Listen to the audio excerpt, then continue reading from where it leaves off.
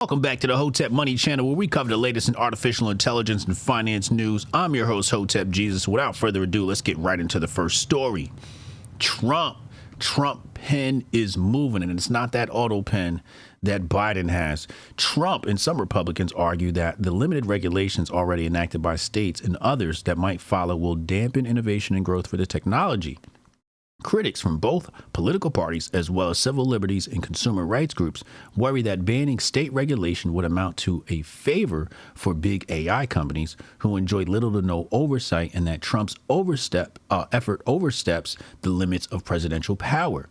4 states, Colorado, California, Utah, and Texas, have passed laws that set some rules for AI across the private sector, according to the International Association of Privacy Professionals. Those laws include limiting the collection of certain personal information and requiring more transparency from companies.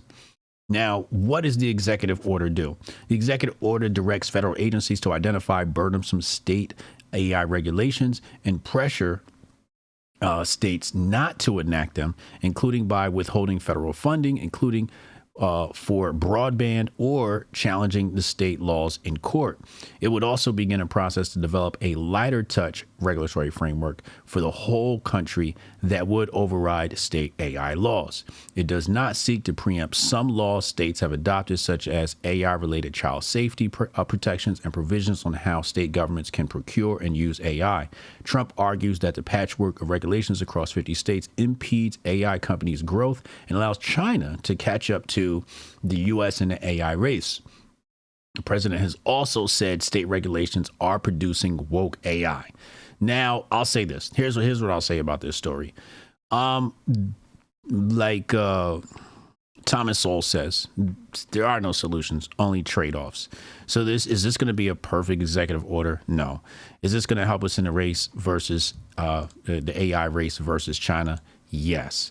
But my biggest fear about AI was basically setting a precedent of federal control over AI, because it could set implications further on down the line. We'll see how that turns out. In the meantime, YouTube has made some new updates. YouTube has added PYUSD as a payout option for creators, marking the platform's first foray into stablecoins.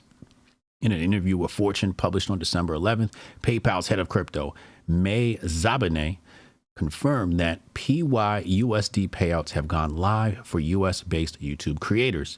The option builds on YouTube owner Google's existing relationship with PayPal. Google first integrated PayPal Hyperwallet for US users of its ad tech platforms in February, rolling it out globally in October.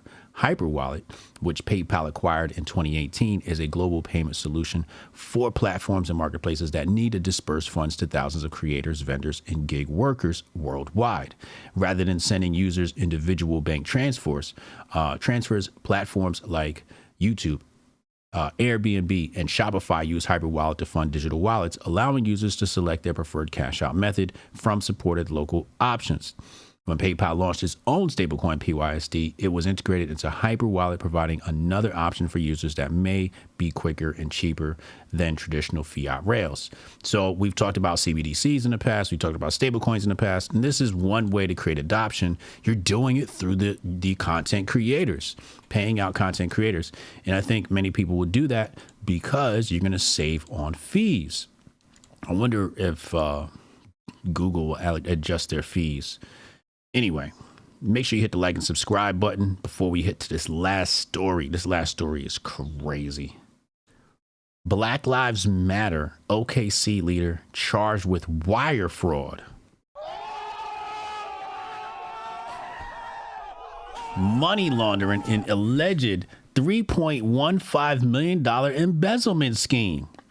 The executive director of Black Lives Matter Oklahoma City has been charged with wire fraud and money laundering after federal prosecutors say she diverted more than $3.15 million in returned bail checks into her personal bank accounts over a 5-year period, according to an indictment unsealed Thursday. Tashella Cherie Amore Dickerson, that's a black name, 52 of Oklahoma City, is accused of routing money intended for the group's bail fund. in social justice programs into accounts she controlled between June 2020 and October 2025. The indictment says Dickerson used money for her personal benefit, get this, including travel to Jamaica and the Dominican Republic, tens of thousands of dollars in retail shopping, more than $50,000 in food deliveries, a vehicle, and 6 real properties.